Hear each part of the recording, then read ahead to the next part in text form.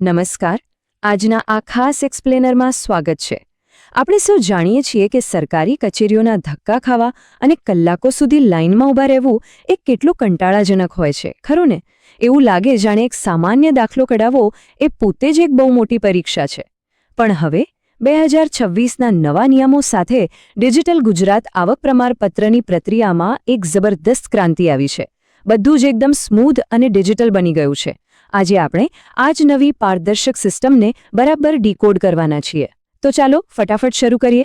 તો જુઓ, આજે આપણે મુખ્યત્વે આ 5 મુદ્દાઓ પર વાત કરીશું. પહેલું, મોટો ડિજિટલ બદલાવ. બીજું, મુખ્ય નિયમોમાં થયેલા ફેરફાર. ત્રીજું, જરૂરી દસ્તાવેજો. ચોથું, અરજી પ્રક્રિયા. અને છેલ્લે, બહુ જ અગત્યનું એવું EBC સ્કોલરશિપ કનેક્શન. બસ આ જ રોડમેપ પર આપણે આગળ વધીશું. ચાલો સૌથી પહેલા વિભાગ 1થી શરૂઆત કરીએ. મોટો ડિજિટલ બદલાવ. યાદ રાખો, આજના એક ઠરાવે આખી ગેમ બદલી નાખી, જૂની સિસ્ટમને જાણે મૂળમાંથી જ ઉખાડી ફેંકી. જરા વિચારો, જૂની રીત કેવી હતી? કાગળિયાના ઢગલા, તલાટી સાહેબની સહી માટેની દોડાદોડી અને એ ભારેખમ સોગંદનામા. એની સામે હવે આ નવી રીત જુઓ. આખી પ્રક્રિયા ઓનલાઈન, કોઈ જ લાઈન નહીં. હવે સોગંદનામાની જગ્યા સ્વઘોષણાપત્ર એટલે કે સેલ્ફ ડેક્લેરેશને લઈ લીધી છે. અને સૌથી બેસ્ટ વાત, ફાઇનલ સર્ટિફિકેટ સીધું QR કોડ સાથે ડિજિટલ સ્વરૂપે મળે છે. આને કહેવાય અસલી પેપરલેસ ક્રાંતિ. હવે આગળ વધીએ વિભાગ 2 તરફ. મુખ્ય નિયમોમાં ફેરફાર. અહીં કેટલાક એવા નિર્ણયો લેવાયા છે જેણે આ આખી સિસ્ટમને ખરેખર સિટીઝન ફ્રેન્ડલી એટલે કે નાગરિકો માટે એકદમ સરળ અને અનુકૂળ બનાવી દીધી છે. અને આ નવા નિયમોમાં સૌથી મોટી રાહત કઈ છે ખબર છે? આ આંકડો જુઓ, 3. હા, હવે નવું આવકનું પ્રમાણપત્ર પૂરા 3 નાણાકીય વર્ષ માટે માન્ય રહેશે.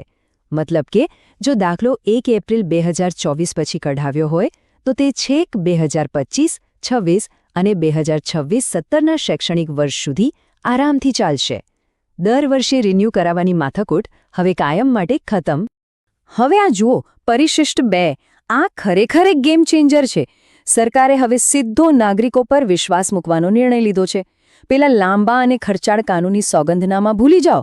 હવે માત્ર આ પરિશિષ્ટ 2, જે એકદમ સિમ્પલ સ્વઘોષણાપત્ર છે, તે જ ભરવાનું છે. આમાં અરજદારે જાતે જ લખીને આપવાનું છે કે આપેલી માહિતી સાચી છે.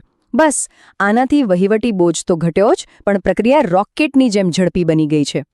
હવે સવાલ એ થાય કે આ ડિજિટલ દાખલો અંતે મંજૂર કોણ કરશે? તો અહીં એ પણ એકદમ સ્પષ્ટ છે. જો શહેરી વિસ્તાર હોય તો મંજૂરીની અંતિમ સત્તા મામલતદારશ્રી પાસે છે. પણ હા, ગ્રામ્ય વિસ્તારો માટે ધ્યાન આપજો. અગાઉ જે સત્તા તલાટી પાસે હતી તે હવે સીધી તાલુકા વિકાસ અધિકારી એટલે કે TDO પાસે જ રહેશે.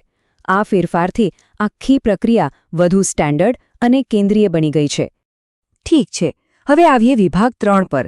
જરૂરી દસ્તાવેજો. આ આપણો ટૂલ કિટ ફેઝ છે.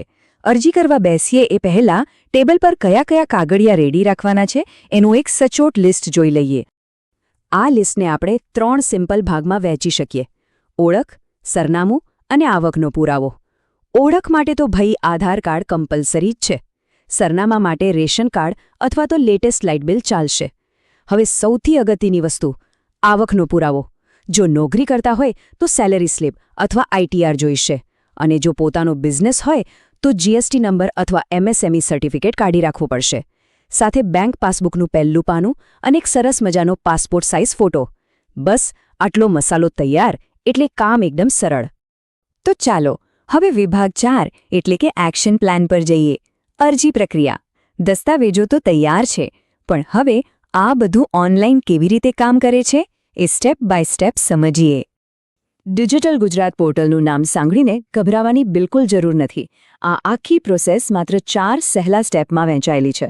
પહેલું, આધાર સાથે લિંક હોય એવા મોબાઈલ નંબરથી પોર્ટલ પર ફટાફટ રજિસ્ટ્રેશન કરો. બીજું, અંદર જઈને મુખ્ય ફોર્મ, જેને આપણે પરિશિષ્ટ 1 કહીએ છીએ, તે ભરો. ત્રીજું, પેલું સેલ્ફ ડેક્લેરેશન એટલે કે પરિશિષ્ટ 2 અને બધા સ્કેન કરેલા ડોક્યુમેન્ટ્સ અપલોડ કરો. અને ચોથું, સીધું સબમિટ પર ક્લિક કરો. છે ને એકદમ આસાન? અને આ ઇમેજ જરા ધ્યાનથી જુઓ. આ જોઈને ચોક્કસ ખ્યાલ આવશે કે પેલા કાગળવાળા ફોર્મનો જમાનો હવે ખરેખર પૂરો થઈ ગયો છે.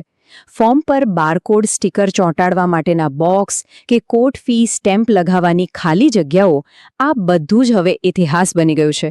અત્યારે બધું જ સીધું ઓનલાઈન અને એકદમ સુરક્ષિત રીતે ડેટાબેઝમાં નોંધાય છે.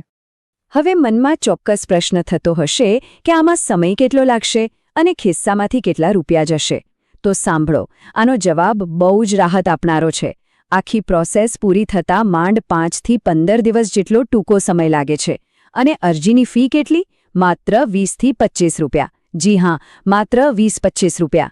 આ બતાવે છે કે સરકાર આ સુવિધાઓને દરેક નાગરિક સુધી પહોંચાડવા માટે કેટલી ગંભીર છે.